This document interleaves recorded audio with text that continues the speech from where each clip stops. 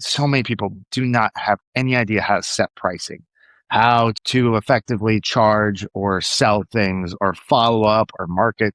And you could change someone's life sometimes in an hour conversation. You could turn them from like, I'm going to lose my house to like, this person's going to create generational wealth because it's an Mm, industry that's just so ripe with opportunity. Man, I know people in the home service industry that do 8 figures that could barely fucking use an email.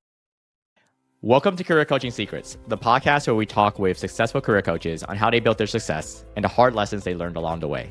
My name is Davis Wynn, and I'm the founder of Purple Circle, where we help career coaches scale their business to $100,000 years, $100,000 months, and even $100,000 weeks. Before Purple Circle, I've grown several 7- and 8-figure career coaching businesses myself, and have been a consultant at 2 career coaching businesses that are doing over $100 million each. Whether you're an established coach or building your practice for the first time, you'll discover the secrets to elevating your coaching business. Welcome to Career Coaching Secrets Podcast. I'm Kevin, and today we're joined by Josh Kelly. He's the founder of Grow with Clover. Been coaching for 6 years, but after talking to him during the pre-podcast, he's been in the industry for quite a long time, has a long list of accomplishments that we can totally talk about. And if you're watching this on video, he has a 10X ClickFunnels award behind him too, man. Pretty impressive. Welcome to the show, Josh. Thank you, man. I don't know why I even have that still. Like that's from a few years ago, but I don't know. It was cool to run $10 million through fun. We did it in 6 months. So that was kind of cool. Yeah, that's Yeah. pretty amazing, dude. Like, let's actually talk about this, right? Like your origin story, because you could have been a lot of different things. You could have been like a professional bowler. You could have been like, I don't know. I don't know if I could have been a professional. It was out there though. Anything's possible, I guess. Yeah. Yeah, but I think like pre-podcast, we're talking about how you got into the trades and stuff. And so how does one start in the trades and get into coaching and start this business? Like, I Yeah. would love to hear the story.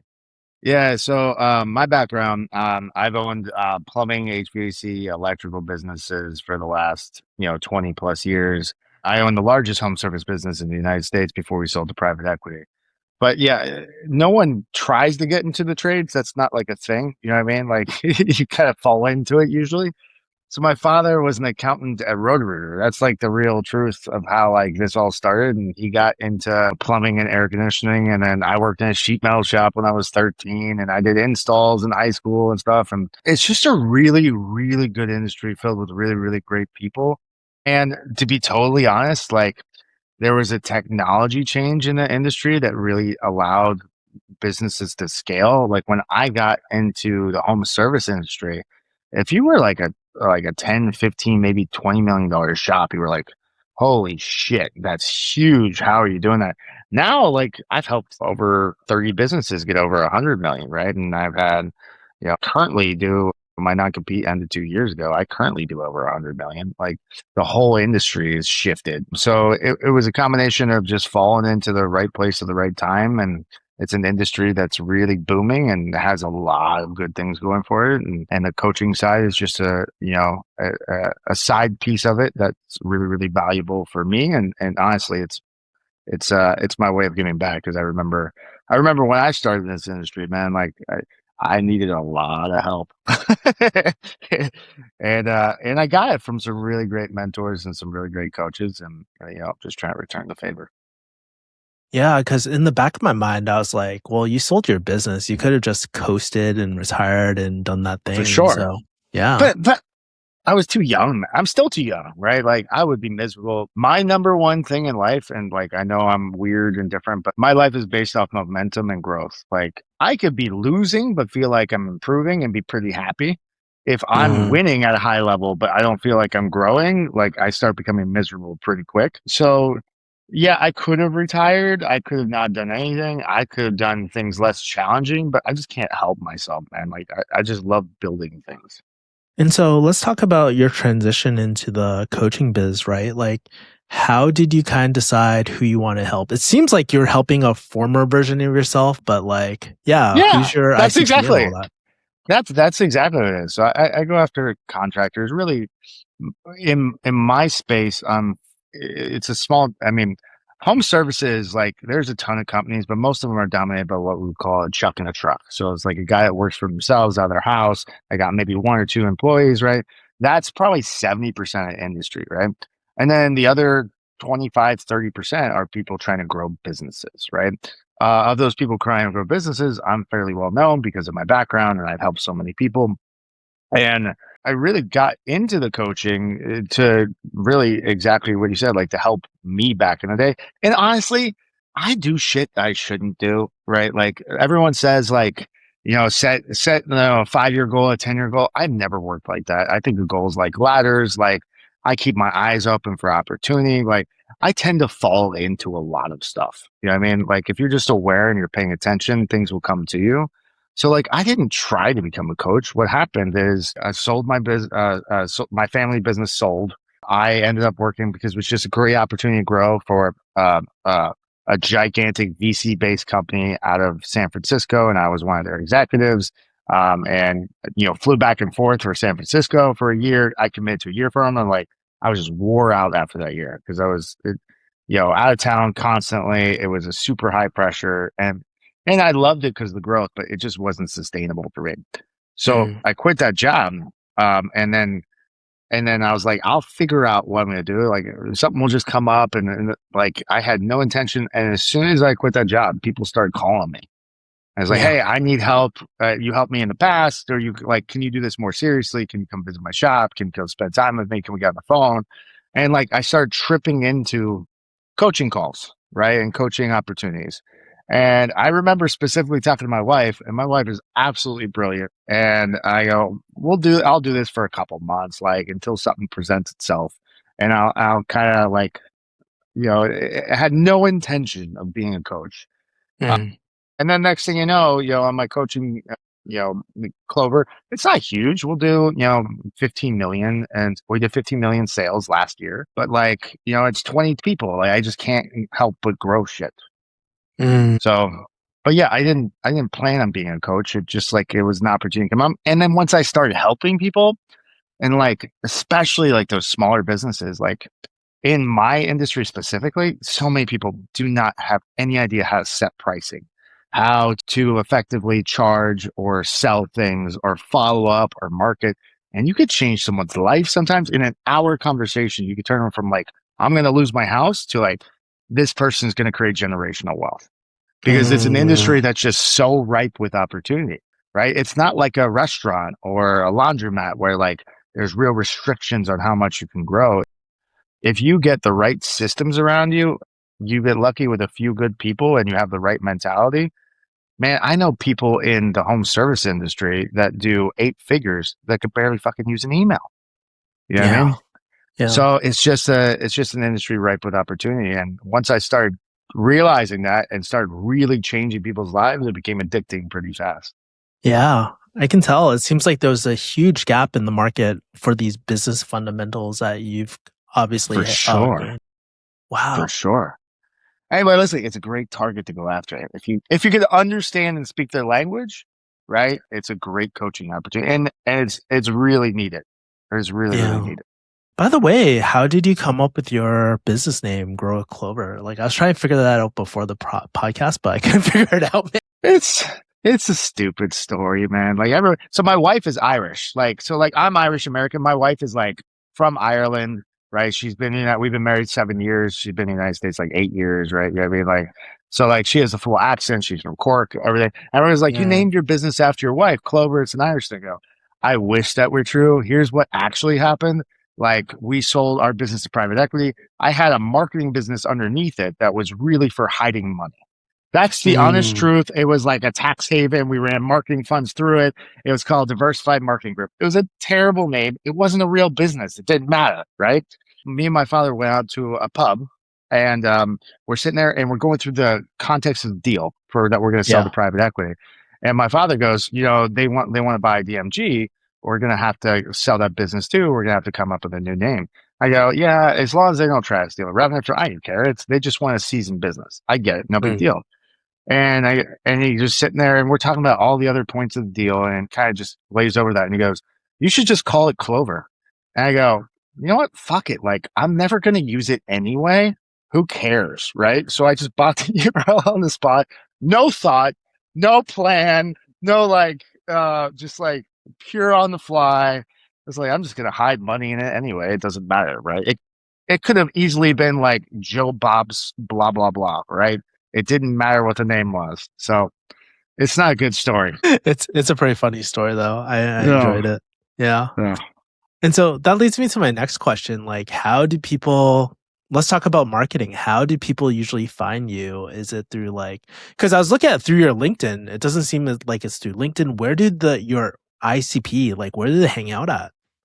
So complicated answer to a simple question. Like I'm not on social media, which is not good for the business. I'm aware of that. It would be way better if I was on social media, but I am lucky enough to be at a point in my life where I can do things that are really healthy for me, not always the smartest business decision. So my wife's on social media, my team's on social media. They post on my behalf. I haven't been on social media in years and years. But the truth is we do marketing on social media, we do events, we do follow through. And the truth is, I'm really well known in a small circle in this industry. So it's a lot of referrals and follow up. So it's lots of places. It's just like any other business. If you have one lead source, if you invest just in Apple stock, like you may be lucky and you may be good. You may make a ton of money off that, but it's awfully risky. So we have lots of different lead sources that we use. The biggest one is social proof.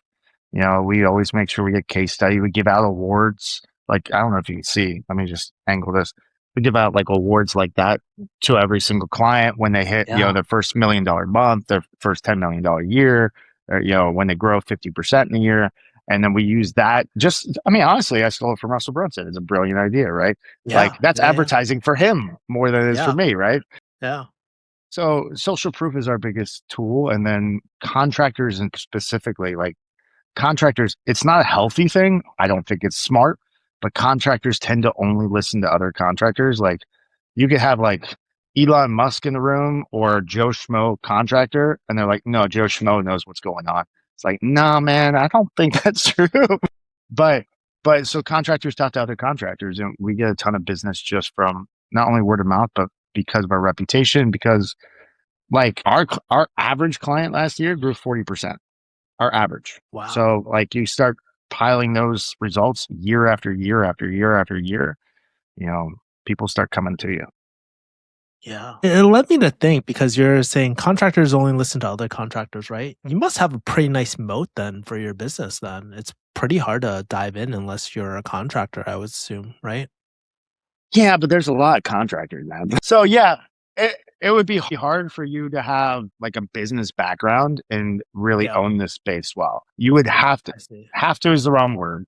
Like there's always multiple ways to tackle things, but like you would have more success if you partnered with one contractor, made yourself act, sound, feel like a contractor before you started coaching other contractors. Because you have all there is some truth that like this business is somewhat different than other businesses. It's a grudge based business, meaning like no one wants to do business with you. That's not how it works, right? Like no one wakes up in the morning and is like, I want shiny pipes in my well this morning, right? It's not a thing. It's like, I have a leak. Oh crap. I'm unhappy. It's a negative experience that you have to attempt to turn around on every single call. So just because you could sell cars, which people actually want, doesn't mean you could sell air conditioning. You know what I mean? But Yeah. I mean, to be clear, that's like 5% of the difference, right? 95% business is business, people are people, right? And you have to adjust, but that 5% means a lot to contractors. Yeah, it does Yeah. because I was thinking about like, oh, other grudge businesses, and the only one that I came up with in my mind was like a funeral director or something like that, right? Or a mortician or something like that. So car mechanics is another one that's a good grudge, but even a funeral parlor, right? Like that's a different kind of grudge purchase, but it's still a grudge purchase. But like that kind of purchase is super emotionally charged, but like with like they're not like when you call a plumbing company, you're kind of pissed off at the plumbing company. It's Yeah. like I need you here now, right? Like I have water on the floor now. Like you need to get like the expectations are very unrealistic from customers, right? Mm. And that's okay. That's the industry. That's what you expect, right? Your power's out. You know what I mean? Like, I need someone now. No, you cannot. 5 hours is too late. You know what I mean? Like, Mm. that's not going to work for me. So it's a different kind of grudge purchase. But yeah, grudge purchases have huge benefits because there's a reason it's a grudge purchase. It's because it's not an option. You know what I mean? Yeah. It's a decision of who they're going to choose, not if they're going to do it, which is Yeah. not true of most industries, which is beautiful, right? It does not matter if the economy is terrible. If your toilet is leaking, you get it fixed. You know what I mean? Yeah. You Yeah. don't have, you lost your job or your air conditioning doesn't work in Phoenix. It does not matter. You will find a way because you have to, right? So Yeah. there's a beauty to that, but there's also like a structural difference in the way you run your business because of it. Yeah, it's really interesting because I've heard that like with especially in this industry, home services, there's natural urgency like built For sure. into the For sure. services, For sure. But one of the interesting things too, like and then we can talk more about your coaching business, but one of the things I'm always curious about is like how do people kind of stand out? Because I mean, I just go, well, not the yellow pages anymore. No one uses that. But if I go on Google, right, Yeah. and I type in plumber, right, like there's going to be all these different businesses. So Oh, for how do sure. people For stand sure. out? First things first, everybody has to be where people search to be effective, right? But what you're trying to do Yeah. is stand out on a page. You can't, you try not to compete there because everyone's equal there. There's other ways to compete, but it is building a story and building a brand. There's really, in the home service industry, and actually, I think a lot of service based industry, not just home service, there's really only three things that drive loyalty or drive business, right? You can go after speed of service, which is super valuable, but actually operationally can be hard to pull off, right? I Like if see. I could guarantee I could be out there in an hour, like that's great when I could pull it off, but man, you gotta have a large workforce and you gotta have that really structured well, and you gotta be able to cut off calls at some points, and that pisses people off, right? So speed of service, price, but I mean, no one wants to play the price game. That's like a race to the bottom, right? So Bottom. being the cheapest, and to be clear, the industry is dominated by those truck and trucks that have no overhead expenses and honestly don't even know what it costs for them to do the work. So they tend to play the price game. So anybody who has a trying to actually build a real business, not by a high paying job, tends to stay away from price. And then it's quality of service or trust, right? So at the Mm, end of the day, it's a lot like a car mechanic. Like car mechanics, car mechanics have a stigma. People don't trust car mechanics. And the truth yeah. is, if you were to visit 1,000 car mechanics, I don't know the actual stats, but I would make the assumption like 980 of them are super honest, ethical people. But, 20 out of 1,000 would do something goofy either by accident or by purpose, right? But the whole industry gets painted that way, right? Yeah.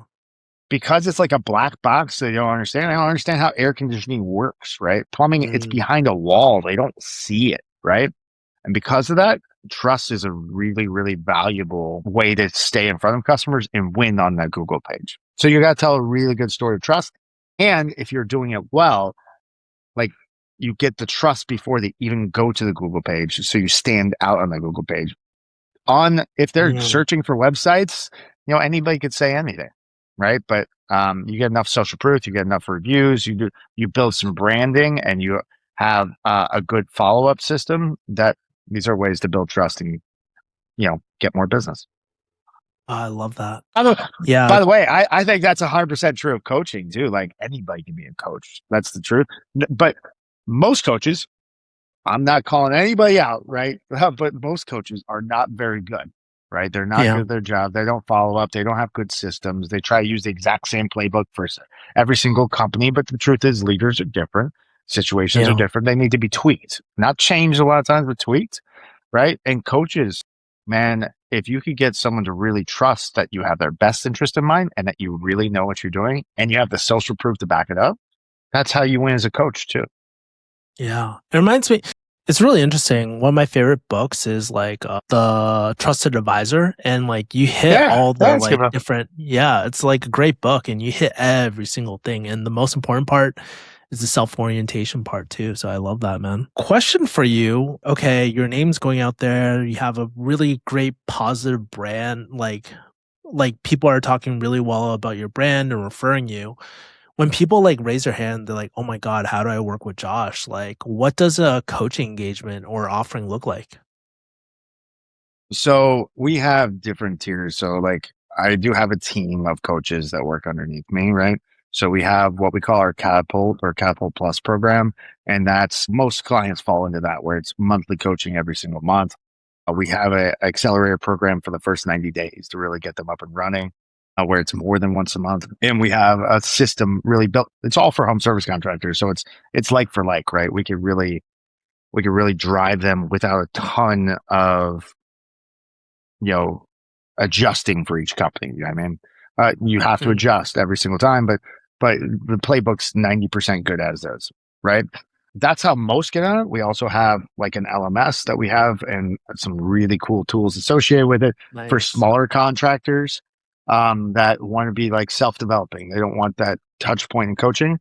And then we obviously have high end too. We run what we call a 3 promises program, which is something I do with every single one of my hires. And then we do it for other coaches where like we help develop their leadership's mindset and their mindsets, go through and how to set goals effectively, how to develop your rich life, like really kind of more inclusive.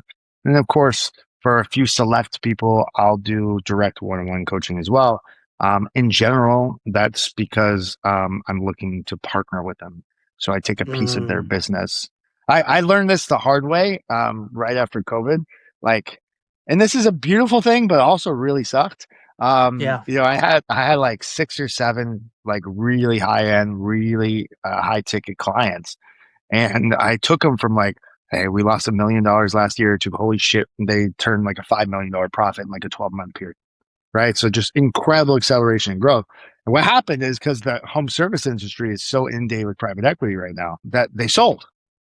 It's like, hell yeah, they got a gigantic check. All of them were nice enough to give me a check as well, not obligatory, but not to check anything near what they got. And that's okay. It's their business, right? But what happened is I turned these businesses around, got them really successful, and then I lost a client. I was like, shit, I got to rethink about this, right? So I started for one-on-one coaching. I'm doing specifically, I take a piece of the business. So if they were to sell, then I get a significant check, but also I have influence. Like I'm not trying to take and I know this may be not relatable to all the coaches, but I'm not trying to take a business from 5 million to 10 million. There has to be enough meat on the bone for it to be super exciting. I want to create generational wealth. It's got to go from 5 to 25 or 50. So I'm really identifying who are great opportunities for me to turn around. People I really want to work with personally. Like I got to really enjoy them because I'm spending a ton of time with them. I'm going out to their shops, 2 or 3 times a year, spend a couple days with them. I'm on the phone with them every single week. I'm doing interviews for them. Like I'm like hands in, and we're partners. So that's the high end coaching that I do. I love that. That's the 100 million that I do in home services. It was 0 2 years ago. Because I couldn't own a business until my non-compete ended.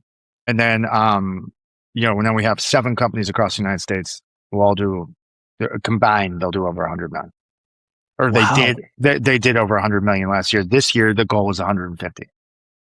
Something interesting I'm noticing is that you have quite a few offers, right? And you've been in business for a while. And so kind of curious about, like, I'm sure that these offers didn't just come overnight. I'm sure there was a progression. And then the other interesting part I want to ask you too is like, how did you figure out the pricing of what to charge and stuff? Because I'm sure there was a bit of play there and stuff too. So I'd love to hear how that. I'm not sure. I still haven't figured out, man. I haven't figured out more than I used to. No. So the offering, like, once again, like I'm not that guy that thinks 5-10 years ahead. Like every time a new offering came out is because clients were asking for it. Or like, to be totally, honest and upfront about it, like maybe we had a retention issue because we weren't offering this thing that got them in, or like, the accelerator program for the first 90 days was because we had a retention issue where they loved the content, they downloaded all the content, they used all the information, their business was turning around, but they didn't feel emotionally connected with us. It's like, okay, we need to, as soon as someone says yes, take advantage and like really build that relationship. How do you build a relationship? You have more touch points. So we have to have more touch points, be more involved in the business. We see their financials, we're access to their QuickBooks, we have access to their CRM. We're starting to build all this stuff and we become much more part of their team in their minds. So all of these things were like, they were necessity based in a way. And I just had my eyes open to what was possible and didn't limit myself. Like, this is the way you coach. Like I said, whatever is going to get us the best results, have the most impact for the client. Mm, That's what we should do. So mm, it's a moving target all the time. As far as how to set price, yeah. like I did the same thing that I advise everyone not to do is I undervalued myself. And then when we sold a ton of it, was like, well, maybe we should raise the prices. And we kept selling a ton of it, and then we raised the prices. And honestly, like we continually raise the prices because the value of the coaching and the process and the follow up is, I mean, it's just something as simple as I used to charge $5,000 for a site, plus hotels. Now I charge 25,000, and I try to turn them down. Like I need to charge 40 or 50,000. I also have $1 million guarantee on that site visit. So like I guarantee you'll do $1 million more in revenue that year because of the things I teach you on the site visit. So it's fairly easy to sell at a fairly high price point. And the reason I keep raising the prices is not because the actual delivery, it's because I don't want to do them. You know what I mean? Like Mm, I'm trying to create a price where more people say no, right? For the coaching stuff, that's not what I want. We're trying to build something scalable, but I know that if I charge more, I could get higher quality coaches. I could build more systems around. I could spend more money on it, right? It changes the whole game. So pricing is always a moving target, and you have to mm, experiment and test small just like you would with anything else. And the cool part about pricing is it's really obvious. If you know what you're doing, it's really obvious to figure out what people are willing and able to pay. yeah. The only catch to that is like if you're a coach yourself, right? You could raise your prices, but if you don't believe that raise price, that's the reason it won't sell. It has nothing to do with whether a customer thinks it's the right price or not. Yeah. Kind of curious because you deal with like home services and contractors and stuff like that, Yeah, right? So yeah. like have you like cuz in the pricing world there's things like, oh yeah, you should base off of like value-based pricing, and then some people do it like more based off of the like hourly and stuff and all that. But what kind of pricing models have you found that these contractors are really receptive to? I'm just really curious about this. So I'm going to take myself out of coaching and just Okay. as a business owner, right? Because I own Sure. businesses too. Like, there's always a pricing model that has always excited me the most, and I'm always the most likely to buy it, which is a performance-based pricing model. If you could Nice. tie, if you could tie your pay plan to success, what we're defining success, whether you're coaching on marketing or financials or whatever, right? If you could tie that to success, I'm willing to pay you way more by limiting my risk if you don't work out.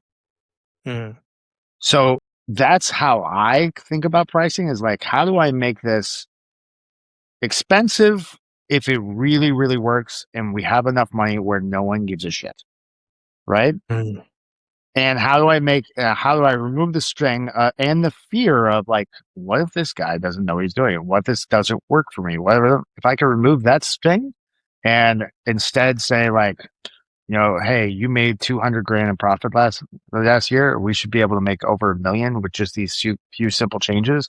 Then you have no problem paying me 50 grand. That's 800 grand you didn't have. You know what I mean? But if you did 200 grand and we move it to 220, 50 grand is a big kick in the shorts. You know what I mean? So I'm a big fan of not basing. If I take myself back to a contractor, right? There's a few ways people set pricing. Number one, they set pricing based off their competition, and that is incredibly dumb and dangerous. You're assuming they make money, and that's usually not true, right? yeah. So you can't base it off your competition, right? You could base it off what your customers say, but in the reality, it's usually what your salespeople say, right?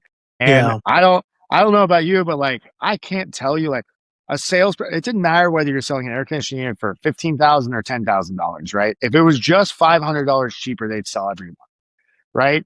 So it's a false game. You can't rely on the customers or the salespeople effectively. What you need to base it off of is based off margin, based off what you need to charge to build the business that you want.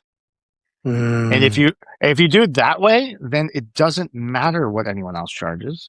It doesn't matter what your salespeople say. It doesn't matter. Like you have to charge enough to have a sustainable growing business where you provide more and more value for customers. Because if you provide the same value, you'll end up losing them, which is a crazy thing. You could have a ton of value. That client that took from 200,000 to $1 million, if I move them to 1.2 million next year, I'm actually likely to be canceled, even though from where they were, it's $1 million more in profit, right? But the comparison, and you have to constantly be developing more and more and creating a better and better experience. Because if you have the same experience, it's human nature. People will get used to it and slowly take it for granted, and you will get a cancellation. Yeah, that's a really interesting insight because it reminds me of that Peter Drucker quote. He says all profits derive from risk, right? And basically it means the more risks you take, the more you deserve profit, right? And I like your whole mind shift about this because people are like, oh my God, what if I can't do this? What if I, and then I liked how you just broke it down step by step, like through the whole thing. And you take all these like concepts and stuff. And I love hearing you speak because it's a very practical way to apply these things. But how did you learn this stuff, by the way? Was it through your mentors? Was it probably not just reading books and stuff, but probably a lot of different areas, right? I mean, all the above, right? So I had some really great mentors over the years. I was involved with Russell Brunson. I involved with Tony Robbins. Like I took 20 people to Date with Destiny last December, which is a big fucking expense, right? But it's also books, right? I've read a business book or a self-help book every month since I was like 13. Wow. I was a weird kid too. Like I remember getting in trouble because I skipped school without permission to go to like a sales seminar when I was like 13, 14. Like I'm just a weird dude too. But at the core of it, I think it's because I have a philosophy in life that's really driven me, and like there's two sides to every coin. There is a disadvantage to this philosophy too. But my philosophy is like, life is about growth and about improvement. I don't worry about success. I don't worry about the end goal. If I can be better today than yesterday and I can do that every single day, success is an inevitability. Like it can't help but happen. I do unreasonable amounts of work to make sure it would be unreasonable for me not to be successful, right? It's just when, not if, right? So that mentality throughout my whole life has really, really served me. The downside to that mentality, which actually Tony Robbins really helped me solve for myself, is, one of my primary question, if you don't know what primary question is, you should look that shit up. It's incredible. But I always used to ask myself hundreds of times a day, not out loud, but like, how can I be better? Right? How can I do this better? I have an amazing sale, and I'm like, how can I do that sale even better? Right? And the problem with having that mentality is that if you're not checking it, which I didn't check it for a very long time, I check it now, and it's drastically improved my life. But like, it presupposes that what you're doing isn't good enough, right? So when you're always trying to be better at everything, you have very little presence and appreciation. I agree with that. I'm into combat sports and stuff, and the analogy Yeah, I kind of use I'm a black belt jiu-jitsu. Oh, I'm stuck. I'm a purple belt right now, but yeah, like nice, you totally congrats. get it. Yeah. Yeah, like I always think about it like a plant or something like that. Like you have a seed, no matter how much you water it, no matter how much you feed it, whatever, right?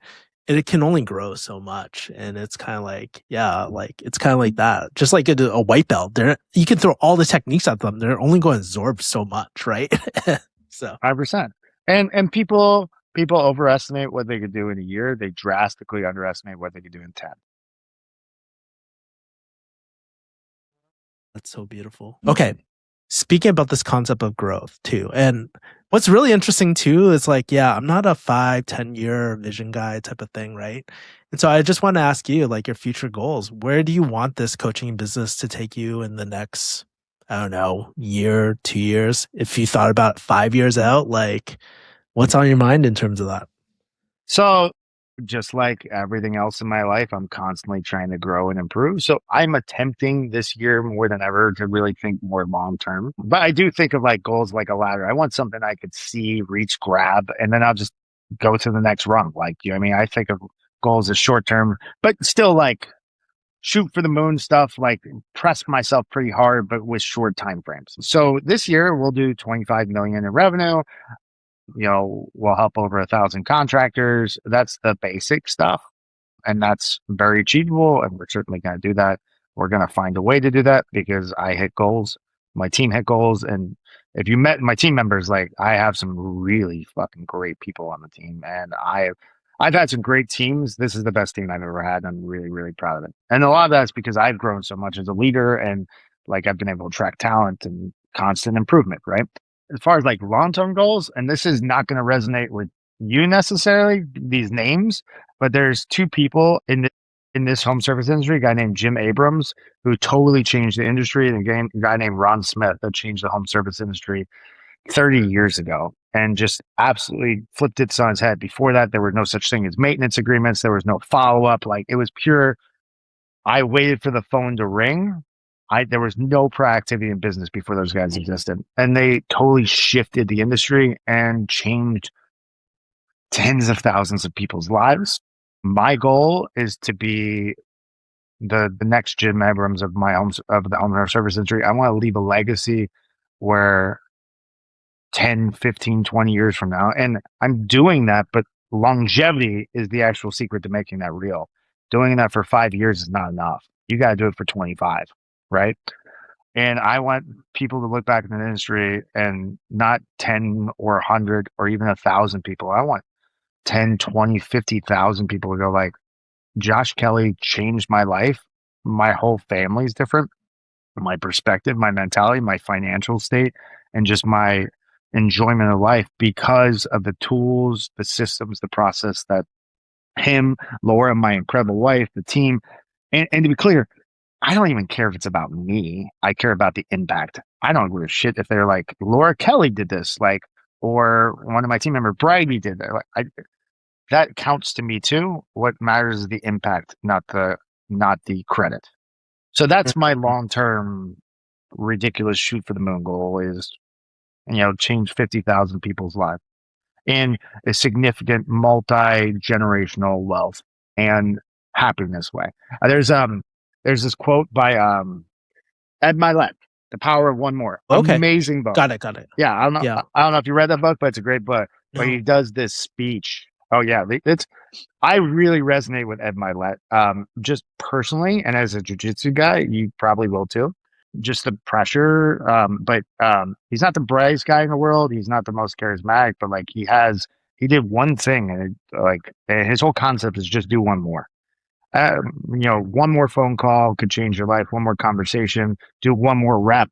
Get one more roll in each day. Like it's not about doing drastically more. It's just about doing a little bit more consistently, and over time, it adds up to so much, right?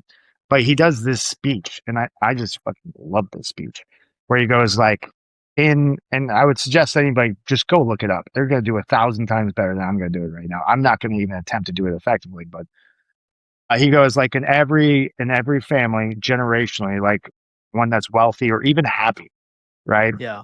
They didn't start that way, right? No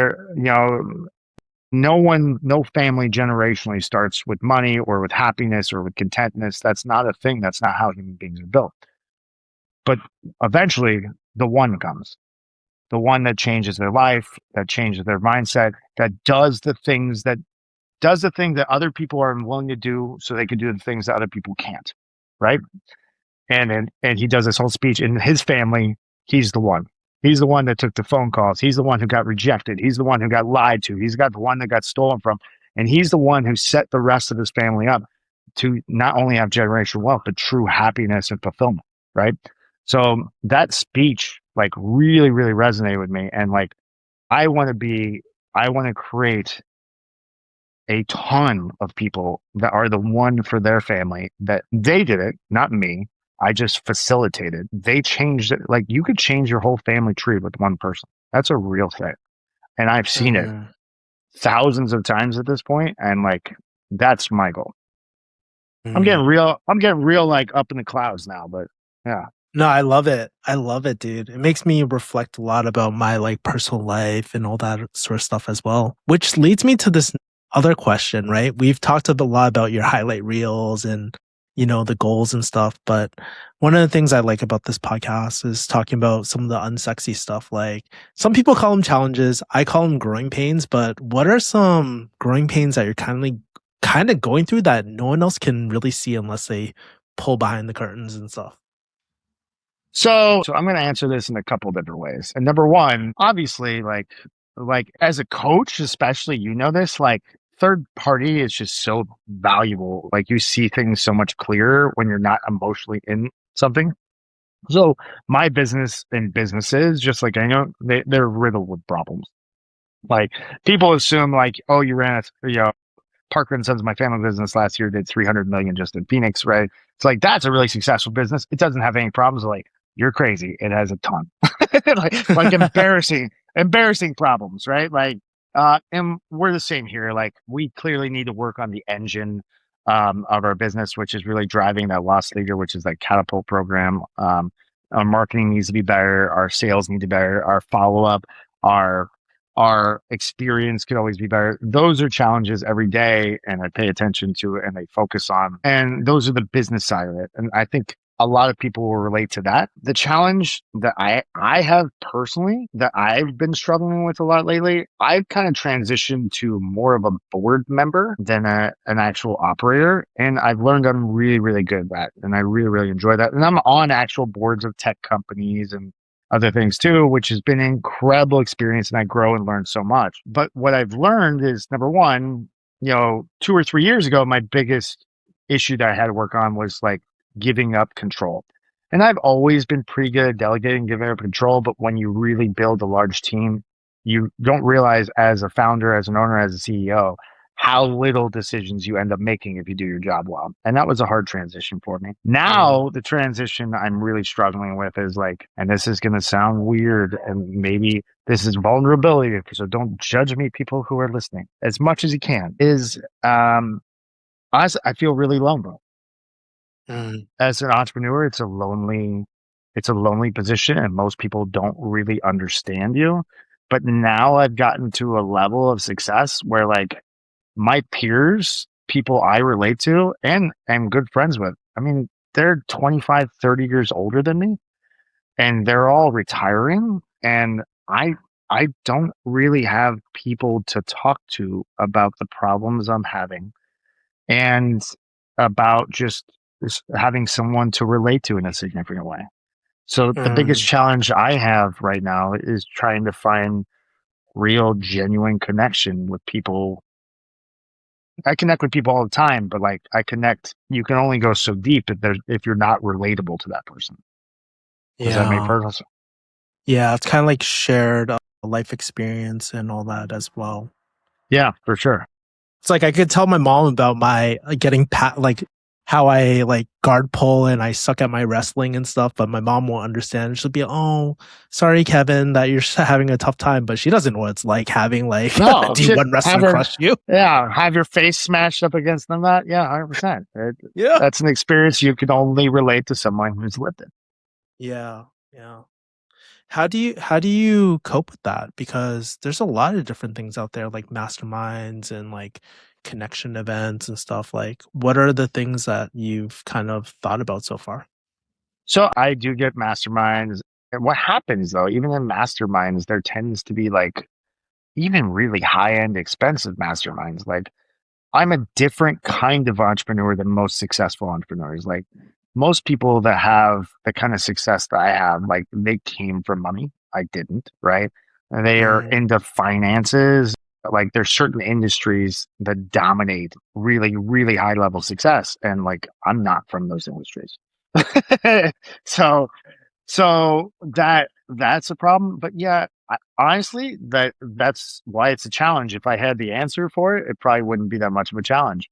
But yeah. yes, I need to find people I can relate to outside my industry. But the truth is, like, there's certainly people playing way higher than me. Like, don't hear this like there's no one that plays at my level or plays higher. There's a shit ton of people, right? But it's hard to get in touch with those people unless you already have a connection with them. And in my industry where I'm from, there's just not a lot that aren't basically retired right now, right? Mm, So like I got to figure out how to get connections with people that are super high level that have nothing to do with the industry. I mean, number one, because that'll help my growth, but it will also just give me, that's, that's the challenge I'm working on. And I do not have a great solution right now, but I will by the end of the year. I will figure this shit out. I love it. You know, what's been really refreshing about this podcast is just seeing, people always talk about the compound effect of certain habits or like certain like these the one more thing that you're talking about as well. Yeah. But listening to this podcast is really, really interesting, seeing your evolution and then seeing how the problems or challenges or growing pains, how I put them, has kind of like changed over the years too. So thank you so much for just sharing a little bit about what you're struggling with too and how it's kind of lonely at the top. So I just really want to recognize that. And this was one of the best like podcasts I really genuinely enjoyed, like listening to your Thank you, story man. and stuff. And Thank I you, man. learned so much. How do people find you and connect with you? Yeah, if you want help, and I know this isn't necessarily my audience, but hear this clearly. I focus on contractors, but if you're a coach and you're ballsy enough to reach out, I appreciate people who are willing to pester and to get what they want. Go to the website, growwithclover.com. It is not hard to find me if you really look. And if you want help on coaching, or if you're in the contracting space or contracting adjacent, for sure, I'm always looking for great people to join the team. But even if you're doing your own thing, you want to do your own thing, I'm happy to help in any way. I don't believe there's a limited amount of business or resources out there. Like, I have an abundance mindset. I'm willing to help anybody. So go to the website, growwithclover.com. That's probably the best place to reach out to me or the team. Love it, man. Thank you so much again, Josh. Like, I found out so much about you, like the small things that you're jujitsu black belt. That's in itself very, very impressive, by the way. We could go Thank on you. for a lot more, but thank you again for coming on to the podcast. I appreciate you, man. All right, man. I appreciate it. And I enjoyed this as well. And anything you need from me, man, any way I could help you. The same applies to you, man. Don't be afraid to reach out. Thank you so much. That's it for this episode of Career Coaching Secrets. If you enjoyed this conversation, you can subscribe on YouTube, Spotify, Apple Podcasts, or wherever you're listening to this episode to catch future episodes. This podcast was brought to you by Purple Circle, where we help career coaches scale their business to $100,000 years, $100,000 months, or even $100,000 weeks, all without burning out and making sure that you're making the impact and having the life that you want. To learn more about our community and how we can help you, visit joinpurplecircle.com.